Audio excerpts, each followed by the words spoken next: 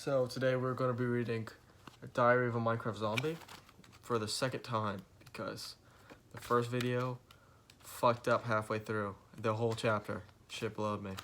But we'll start again. Monday morning. Today was the worst first day of school I've ever had in my entire life. I think somebody somewhere put a curse on me. Nothing could have gone any more wrong. I think I'm going to run away and become a zombie hermit somewhere. So first off, he's making fun of homeless people and calling them hermits, which I don't know, I think it's kind of bad now. It all started when I woke up this morning. When my alarm went off, I went to the window to get some fresh night air. But as soon as I opened the curtains, a blast of sunlight hit me right in the face. Next thing you know, my head caught on fire. After my mom put it out, I realized I set my alarm clock way too early. The good thing is that it wasn't as bad as it sounds. I only burned off half my face. My mom gave me a little of her green zombie makeup to cover it up. Except now I have even more of a zombie baby face. My face is as smooth as a human's baby bottom. Then I went to get my clothes from the dirt dryer, except when I opened the dryer, my clothes were gone. I asked my mom if she took them, but she hadn't seen them either. I stuck my hand in the dryer to see if they got stuck somewhere. Then I pulled out a tiny shirt and a tiny pair of pants that looked like they belonged to an action figure. Mom! Honey, what's the matter? My clothes. Look. Oh dear. Wah. Maybe we can still stretch them out a bit. They might still fit, Mom said hesitantly. Or you can just wear your old clothes to school. Then I stuck my hand to the dryer and pulled out my shrunken old clothes. Oh dear. Wah.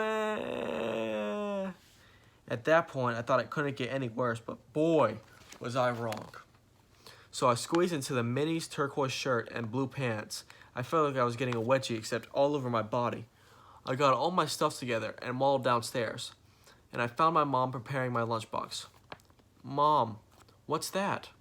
It's a lunchbox you want, right? I said, no, you're supposed to get the Pokemon lunchbox with Pikachu on it. This one has Pikachu, doesn't it? The lady at the store said it was the most popular one. Look, it's Pichu. That lunchbox is pink, and that's Pichu, not Pikachu. Wah. Now I've got to walk around school with a pink Pichu lunchbox. I might as well accept that my life is over. I should just take a marker and write the word loser on my shirt with a big brown arrow pointing to my smooth face. Except nobody will be able to read it because my shirt is so small. Wah! Sorry, honey. Why don't you use this lunchbox today, and I promise I'll get you a new one next week. Wah! I'm so tired of this man. No, I really thought things couldn't get any worse. I grabbed my lunchbox and my stuff and hobbled outside. Right before I got out the door, my mom said, you can catch the school bus down the street. But make sure you catch the right bus. The color of your bus is gray. I was so angry I just slammed the door behind me. Then I hobbled down the street in my tight outfit. It was really hard to walk, especially because I couldn't put my arms down. I couldn't bend my knees either. So I just bounced on my heels of my feet to walk. I looked like a big X just bouncing left and right down the street. Zombie. I made it to the corner and looked down the street to where I was supposed to go. I saw the bus stop, and it looked like it was over a mile away. As I was getting closer, I saw the gray bus turning the corner. My bus! I started bouncing faster and faster. All of a sudden, I hit a rock and fell over, and I landed on my face. I tried to get up, but I couldn't. All I could do was make a noise until someone would pick me up.